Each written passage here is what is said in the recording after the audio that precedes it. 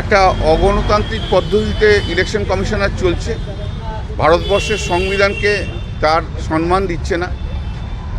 একটি পার্টিকুলার রাজনৈতিক দলের নির্দেশে তিনি কাজ করছেন। অতএব তার ক্ষমতা কারোরই ভারতবর্ষে কোনো জায়গায় বসে থেকে ক্ষমতা সংবিধানের ওপরে নয়, আর রুল অফ লয়ের উপরে নয়। মানুষের ভালো করাটাই হচ্ছে সংবিধানের সবচেয়ে বড় লক্ষ্য। সেই লক্ষ্য থেকে উনি ডিভিয়েট করে গেছেন। উনি শুধু ওনার কী ভালো হয়, ওনার যে দল ওনাকে পাঠিয়েছে সেই দলের কি করে ভালো হয়, সেই চিন্তাভাবনা নিয়ে উনি এগোচ্ছেন। তো ভারতবর্ষের সংবিধানের ফেডারেলিজম যেটা আছে সেটাকেও অবস্ট্রাক্ট করা হচ্ছে। বিজেপি প্রার্থী নিয়ে দিকে দিকে গোষ্ঠীদ্বন্দ্ব দেখা দিচ্ছে, বিক্ষোভ হচ্ছে। ওটা ওদের ব্যাপার, ওরা বুঝুক। বিজেপির ওপর মানুষেরই আস্থা চলে গেছে, তো কর্মীদের আস্থা তো যাবেই। বিজেপি কিছু নেই, সিপিএম তো কিছুই নেই, সিপিএমে তো কিছুই নেই।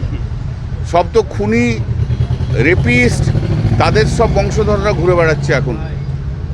ঠিক আছে, তারা কী হবে? পশ্চিমবাংলার মানুষ সব সিপিএমকে চিনে গেছে। 34 বছর ধরে যা করেছে সিপিএম, আর সিপিএম মুখ দেখানোর জায়গা নেই। আর সব তো পরিযায়ী প্রার্থী, একবার ওখানে দাঁড়া হারায়, আবার আরেক জায়গায় যায়। এবারে আবার সিপিএমের প্রার্থীকে অনুরোধ করছি নেক্সট বারের জন্য জায়গাটা ঠিক করে রাখুন। উত্তরপাড়ায় শীর্ষন্নর বিরুদ্ধে বিজেপি এখনো প্রার্থী দিতে পারেনি। সে বিজেপির প্রার্থীই নেই, তো প্রার্থী দেবে কোত্থেকে? বিজেপির কিছু নেই।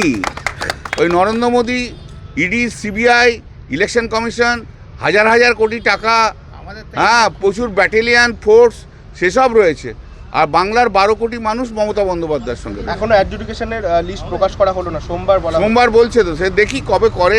এতে বললাম তো, ইলেকশন কমিশন মোহাম্মদ বিন তুগলকের রাজত্ব চলছে, যা পাচ্ছে করছে। নে লুটে নে, 1 মাস করে নে, তারপর তো আবার সেই